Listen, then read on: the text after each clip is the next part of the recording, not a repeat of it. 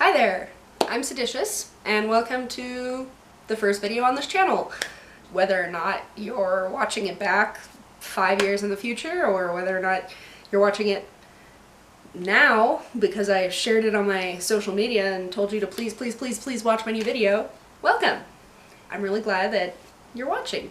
I decided that it would be my New Year's resolution to try and make one video a month. What type of videos? I'm not sure yet. Maybe I'll talk about video games. Maybe I'll talk about life experiences. Maybe I'll make top 10s. I'm not sure yet. Hopefully it'll be fun. I wasn't really sure what to do with my first video. Ooh, I'll tell a story from when I was a kid. Bam. So, rewind a little bit. I'm 11 years old, right? My parents are from South Africa. All of my extended family is also from South Africa. My mom's family suggests, let's go to Mozambique. Why? Malaria's in Mozambique? Well, yeah, it is, but as long as you take the medicine, you're fine. I had to take the nastiest medicine for the malaria, but I guess I didn't die, so that's good. So, we're driving along. The roads there are practically non-existent. We're driving to this cool lake. At high tide, ocean hits it, but like at low tide, they're separate. Anyway, that's besides the point. I'm just kind of setting up the scene here. So, here we are in Mozambique. No paved roads, of course. Why would there be paved roads?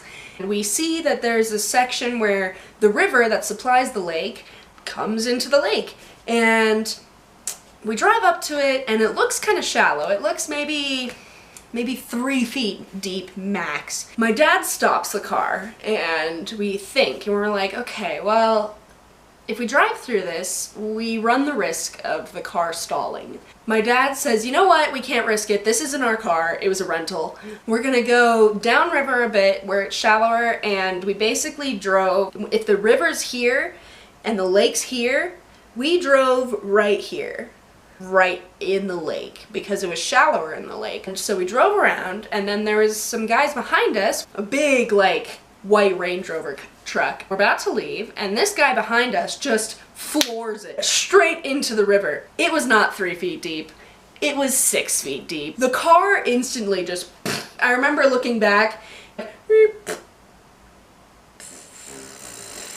and it just started sinking. I mean, it could have been deeper than 6 feet. There was a ton of silt and stuff. We, of course, were like, oh gosh, what do we do? We get out of the car and we're looking for a hook so we could tow them.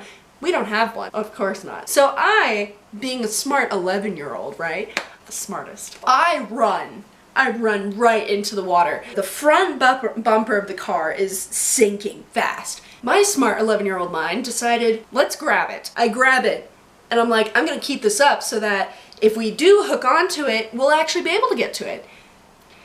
I look back on my life sometimes and I wonder why I just haven't died. Because I held on to this bumper as it was sinking. I maybe weigh 80 pounds max. And a car, on average, weighs like 2 tons. The people in the car, I should mention, it's just a couple. Maybe they were a couple, I'm not sure. Maybe they're just good friends. I'm not gonna make assumptions.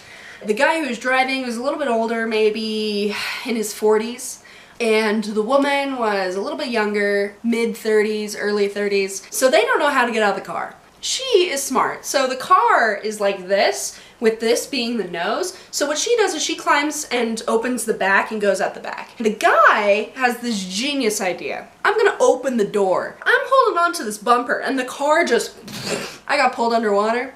My thought process at that time, first of all, if I drop this bumper, we're never going to be able to tow it out of here. Secondly, oh shit! The car is sinking and I can't keep it up. Nowhere in my mind was the thought, hey, I should let go of the bumper. I hear faint screams as this car suddenly sinks down, and it's my mom's voice. Sydney, let go of the car! She doesn't sound like that. In my memory she does though. Suddenly, I'm holding onto this bumper, and I realize I haven't taken a breath. I didn't take a breath before I was pulled under. Oh no, I'm gonna drown. And that became the overwhelming thought. I pop up to the top. My mom She's clutching to my little brother as if he's a life vest. She does not want to let my little brother go. My dad is in the water with us. He's able to easily swim over and kind of drag me back onto land. A bunch of the locals ran up because apparently this happens a lot. Not, you know, like elderly wise men. It was just, you know, like a bunch of teenagers who showed up. They have a hook. They hook it on the back because the bumper of the car is buried in silt at this point. If only I had held on to it harder. I don't know how this is possible, but there were maybe like 20 of them, and they all pulled. They pull the car out finally. I remember helping. I thought I was so strong. I was like, yes, we're pulling the car out. And so we pull it out by the bumper. The driver, he retrieves his cigarettes. He starts handing out cigarettes as payment. Thank you so much for saving my car. Now here, let me destroy your lungs. Me, being an 11-year-old who thought it was a gum pack, so excited for these weird cylindrical gum things. But no, it was cigarettes. All the locals who came to help, he paid them with a cigarette each. Then he got mad because they pulled him backwards instead of pulling him forwards with our car. That's the story of how I almost died when I was 11. There are a ton of others. I think there's probably one for at least every year of my life. When I was a really tiny baby, I think there's like 3 in 1 year. But anyway, that's the story of the time we went to Mozambique and I tried to lift up a car like I was the Hulk. Syditious out! Believe it or not, I had a YouTube channel a while ago. We don't talk about Crystal Page Sky.